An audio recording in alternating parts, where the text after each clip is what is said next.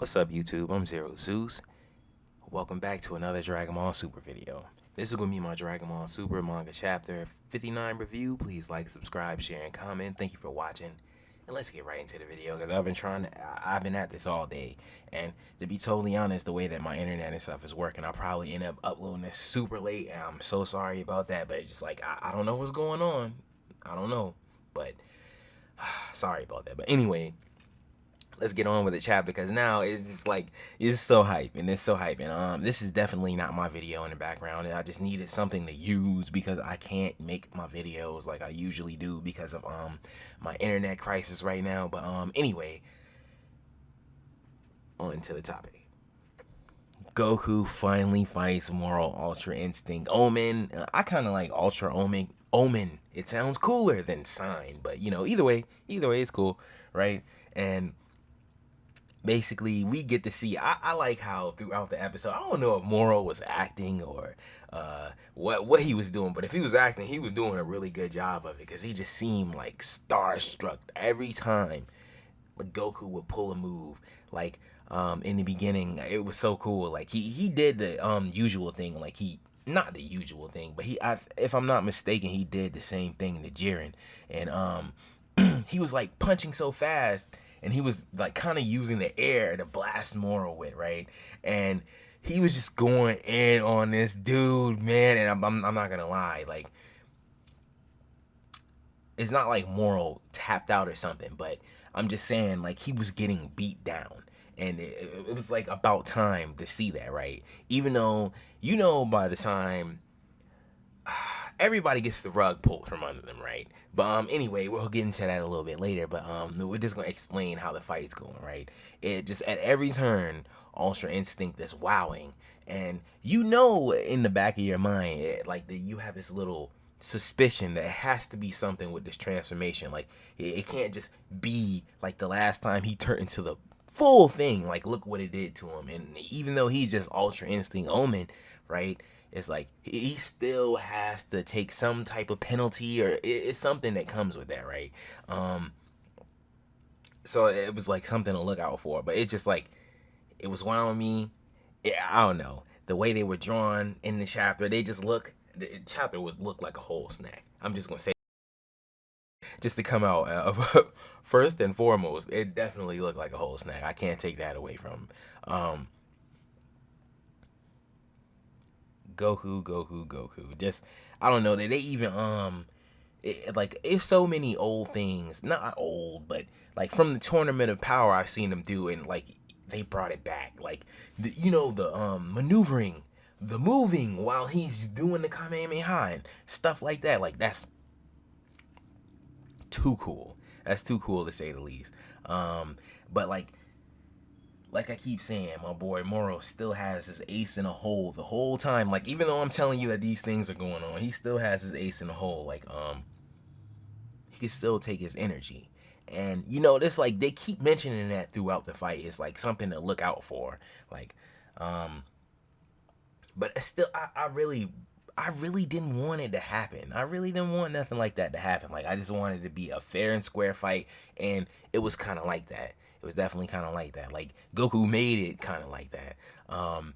It's like, and they started to seep in more and more and more and more. It's like Moro revealing why Goku didn't want to use the Ultra Instinct form as a whole the whole time against Saiyan and stuff like that. It's because he was trying to conserve his stamina, and it's like, okay, okay. So now we know that, you know, it's like a stamina problem, but I'm pretty sure everybody remember that it was a stamina problem. It's like not a stamina problem, but it's heavy on the stamina. Let me just say that. And can I just say, by the way, I've never watched Dragon Ball Super in dubbed, and this is not my video, so like when I was like listening to it and watching it, you know, I liked and stuff like that, but yeah, dub is horrible. Dub is horrible. I'm so happy I didn't watch this in dub. But anyway, um, yeah, it just seems like Goku's errors, what could be wrong with the transformation starts to show itself throughout the fight, right? Even though my boy, he's definitely taking it to him, right? Even when it gets to the point where he's like taking his energy and where he's gonna start taking energy and stuff like that, right? He starts moving so fast that he can't do it. And like, oh, that I skipped one part. I think it was like this one moment when he was like, oh, all I have to do is like restrict your movements, right? Because the way that they're trying to act like is at this point, Moro and Goku are basically like head and neck, like, you know, they match each other right now. And he's like, oh, so all I have to do is restrict your movements, and you know, I basically got it because that's all you have over me right now. So you could kind of get the sense that he did have a little bit more to him than that, but I just wanted to say that to say this.